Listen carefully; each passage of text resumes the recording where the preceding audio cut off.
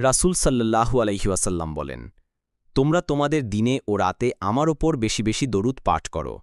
যে ব্যক্তি আমার ওপর একবার দরুদ পাঠ করে, আল্লাহ তাকে 10টি রহমত দান করেন। বৃহস্পতিবারে দরুদ শরীফ পাঠের ফজিলত আরও বেশি। হাদিসে এসেছে, তোমরা জুমার দিন এবং জুমার আগের রাতে অর্থাৎ বৃহস্পতিবার রাতে আমার ওপর বেশি দরুদ পাঠ করো। 2. রোজা রাখা, সুন্নত রোজা। বৃহস্পতিবারে রোজা রাখা রাসূল সাল্লাল্লাহু আলাইহি ওয়াসাল্লামের প্রিয় আমল ছিল।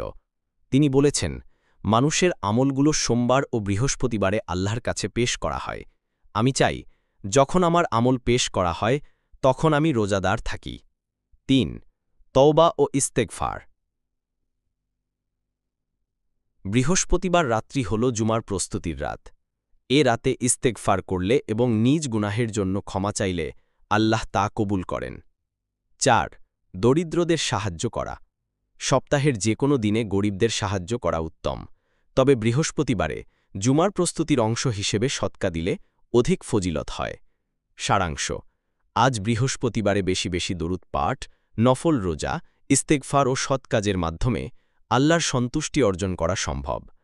আল্লাহর আমাদের সবাইকে আমল করার তৌফিক দান করুন। আমিন।